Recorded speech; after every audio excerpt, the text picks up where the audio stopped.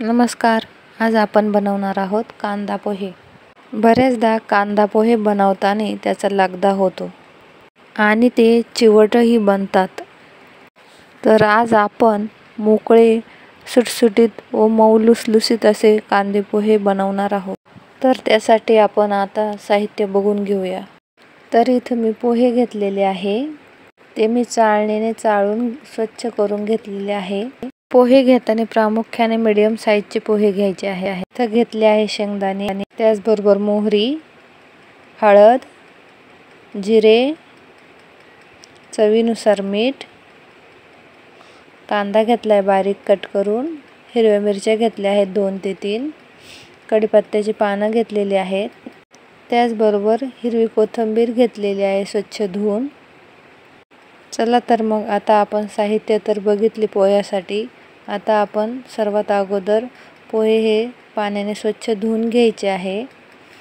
पोहे धुवून घेतल्यानंतर त्यातलं पूर्णतः पाणी हे चाळणीच्या साहाय्याने काढून घ्यायचं आहे. त्यानंतर गॅस कढई ठेवून त्यामध्ये तेल टाकायचे आहे. तेल छान गरम झाले की मोहरी, जिरं, त्यानंतर शेंगदाणे टाकून घ्यायचे आहे आणि शेंगदाणे मंद आचेवर चांगले तळून घ्यायचे आहे. शेंगदाणे तळून छान लालसर रंगावर तळले गेले की त्यामध्ये कढीपत्ता टाकायचा आहे. नंतर यामध्ये कट केलेला कांदा आणि हिरवी मिरची हे टाकून मस्त छान परतून घ्यायचं आहे. कांदा छान परतला गेला पाहिजे. तर कांदा परतण्यासाठी यामध्ये आपण चवीनुसार मीठ टाकून घ्यायचं आहे.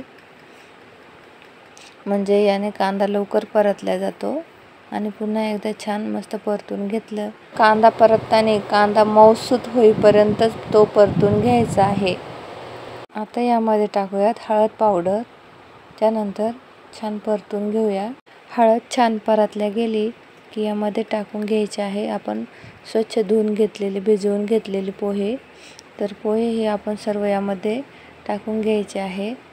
आणि शक्यतो पोहे भिजवताना त्यामध्ये कुठल्याही प्रकारचं पाणी राहिलं नाही पाहिजे, म्हणजे आपले पोहे चिवट होणार नाहीत. ही सर्वात महत्त्वाची टिप्स आहे.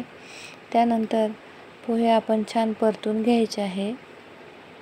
पोहे परतताना सर्व मिश्रण एकजीव झालं पाहिजे या पद्धतीने आपण पोहे हलवून आणि त्याची कन्सिस्टन्सी एकजीव करून घ्यायची आहे. त्यानंतर यामध्ये टाकून घेऊया थोडीशी साखर.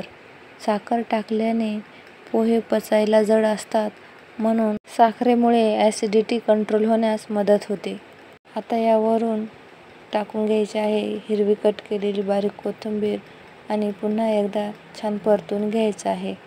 पोहे परतताना प्रामुख्याने उलटणे ही खालून वरती याप्रमाणे आपल्याला पोहे परतून घ्यायचे आहे. आणि शक्यतो पोहे परतताना गॅसची फ्लेम ही मंद आचेवरच पाहिजे, म्हणजे पोहे हे मऊ लुसलुशीत बनतात आणि चिवटही होत नाहीत. या पद्धतीने आपले मऊ लुसलुशीत आणि मोकळे पोहे बनून तयार आहेत.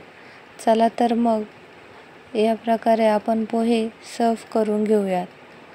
अशा पद्धतीने आपले मोकळे आणि लुसलुशीत पोहे बनून तयार आहे. त्याचबरोबर माझ्या रेसिपी जर तुम्हाला आवडत असतील तर चॅनलला लाईक करा, शेअर करा आणि सबस्क्राईब करायला विसरू नका, म्हणजे मी टाकलेल्या रेसिपीचे नोटिफिकेशन तुम्हाला वेळेवर येईल.